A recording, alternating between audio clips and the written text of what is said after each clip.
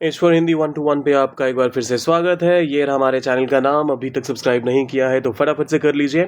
कुछ दिन पहले एक रिक्वेस्ट आई थी कि ये बशर्ते को इंग्लिश में क्या कहेंगे। मतलब हालांकि इसका जो इंग्लिश वाला वर्जन था वो बताया गया था और कहा गया था कि इसे हिंदी में क्या कहेंगे। देखिए, जब आप कभी ये कहते हैं कि ये काम कर तो सकते हो लेकिन उसके लिए कंडीशन ये रहा, तो जहां पर भी आपने कंडीशन डाल दिया तो वो हो गया शर्त ये है को आप एक शब्द में जब कहते हैं तो आप कहते हैं बशर्ते। उर्दू का वर्ड है वैसे तो, लेकिन हिंदी में भी धड़ल्ले से इस्तेमाल होता है इसका। तो आइए सीखते हैं कि इसे इंग्लिश में क्या कहेंगे। सबसे पहली चीज, इंग्लिश के लिए में इसके लिए जो फ्रेज यूज होता है वो है प्रोवाइडेड या फिर प्रोवाइडेड दैट, दोनों ही चलेगा। प्रोवाइडेड या फिर प्रोवाइडेड। चलिए, अब पहला एग्जाम्पल आता है, मैं तुम्हें पैसे दूंगा लेकिन मतलब बशर्ते तुम समय पर लौटा दो। तो मैं तुम्हें पैसे दूंगा, इसको क्या कहेंगे इंग्लिश में? I'll give you the money. I will give you। अच्छा, यहां पर गिव यू द मनी या फिर give you money? The money. The money अगर किसी खास अमाउंट की, जैसे मान लीजिए मैं कहता हूं मुझे 10,000 रुपए चाहिए, तो फिर आप जब कहते हैं रिप्लाई करते हैं तो आप कह सकते हैं I'll give you the money। General sense में I'll give you money वो भी सही है। द मनी उसको ज़्यादा पर्टिकुलर बना देता है, किस अमाउंट की बात हो रही है, किस पैसों की बात हो रही है। तो इस वजह से द का आप अगर इस्तेमाल करते हैं तो वो ज़्यादा अप्रोप्रिएट बना देता है आपके सेंटेंस को। वेगनेस मतलब फिर गायब हो जाता है। सो I'll give you the money। फिर आता है प्रोवाइडेड दैट। अब देखिए, यहाँ पर हम एक नया क्लॉज इंट्रोड्यूस कर रहे हैं तो कामा आना ज़रूरी है, और ये मैंने कैपिटलाइज क्यों कर दिया पता नहीं।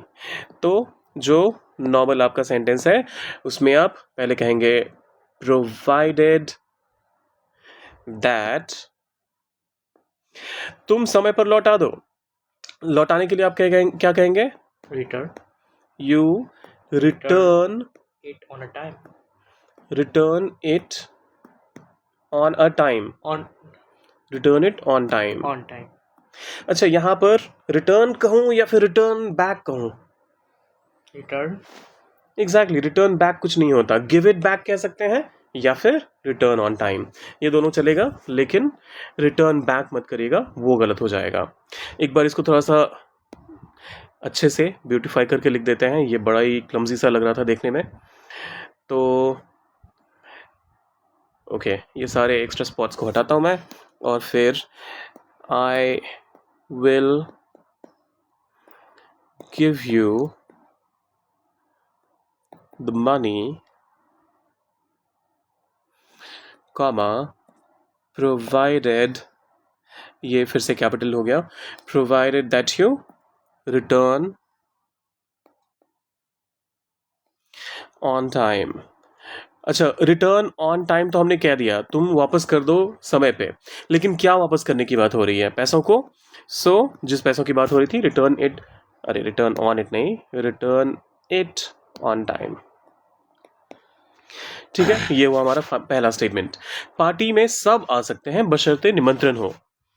सब आ सकते हैं, Everyone. एवरीवन हो गया सब के लिए। आ सकते हैं, कैपेबिलिटी की बात हो रही है। सो Can attend the party. Can, party में शामिल होने की बात हो रही है या आने की बात हो रही है? आने की बात हुई। So everyone can come to the party. Attend मतलब शामिल होना, हिस्सा लेना किसी चीज में। पार्टिसिपेट, अटेंड, कम, तीनों का अलग अलग मतलब होता है। यहाँ पर सिर्फ आने की बात हो रही है तो हम कम का इस्तेमाल करेंगे यहाँ पर। So everyone can come to the party. Provided that. ये पार्टी के बदले पार्टी लिखने वाला था मैं यहाँ पे। So party comma provided that, बशर्ते निमंत्रण हो। अब निमंत्रण किसके पास हो? जो भी आ रहा है उसके पास। हाँ.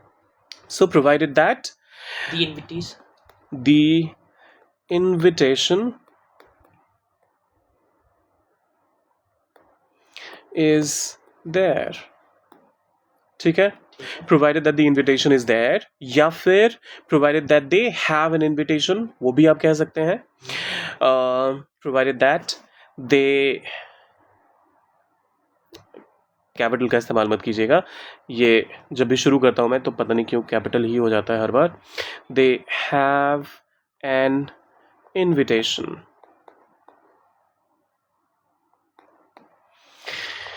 फिर आता है तुम खेल सकते हो बशर्ते पढ़ाई पूरी कर लो। तुम खेल सकते हो, फिर से कैपेबिलिटी की बात हो गई। You can play you can play बशर्ते provided that प्रोवाइडेड। अच्छा ये भी ध्यान दीजिएगा, प्रोवाइडेड दैट, द साउंड है यहाँ पर, डैट नहीं।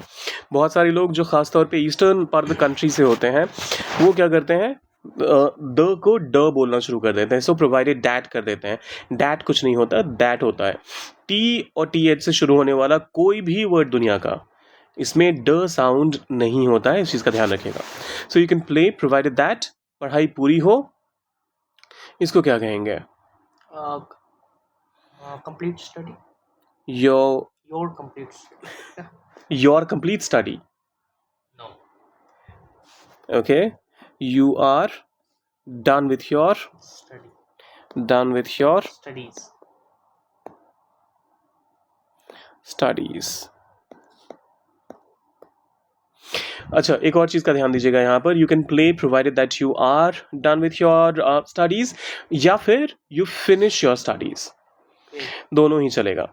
ये ध्यान दीजिएगा हमेशा, पढ़ाई पूरी कर लो या फिर पढ़ाई पूरी कर ली हो, तो दोनों ही केस में लोगों को क्या लगेगा कि फ्यूचर का सेंस आ रहा है, so you will be done with your studies कर देंगे या फिर you will have finished your studies कर देंगे, ज़रूरत नहीं है उसकी, हम यहाँ पर सिंपल प्रेजेंट का ही इस्तेमाल करेंगे।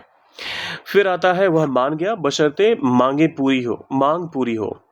अच्छा, मानने के लिए आप अग्री का इस्तेमाल करते हैं, ये तो आपको पता ही है। बशर्ते के लिए मैंने बता दिया प्रोवाइडेड दैट या फिर प्रोवाइडेड, और मांग के लिए आप डिमांड्स का इस्तेमाल कर सकते हैं, सो डिमांड या फिर डिमांड्स। तो इनका कीजिए इस्तेमाल, इसे डालिए कमेंट सेक्शन में। और जाने से पहले और क्या करना है, सब्सक्राइब, लाइक और शेयर, ये तीनों चीज़ें भी करके जाइएगा। मिलते हैं जल्दी ही H4 हिंदी 121 पे, ये सिलसिला जारी रहेगा। फिलहाल के लिए मैं लेता हूँ आपसे इजाज़त।